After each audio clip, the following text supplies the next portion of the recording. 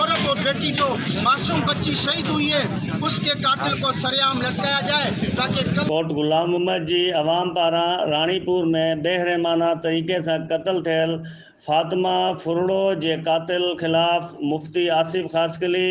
फरीद काइम खानी, अयाज राजू, हामिद काइम खानी ऐं ॿियनि शहरियनि जी अॻवानी में प्रेस क्लब कोट गुलाम आॾो एहतजाजी मुज़ाहरो कयो वियो, जंहिंमें अॻवाननि ख़िताब कंदे चयो त फातिमा जो कुझु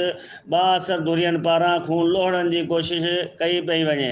इन्हनि मुतालबो कयो त फातिमा फुरड़ो जी कातिलनि खे खुलेआम फाही ॾिनी वञे जीअं ॿिया इन मां सबक़ हासिल कनि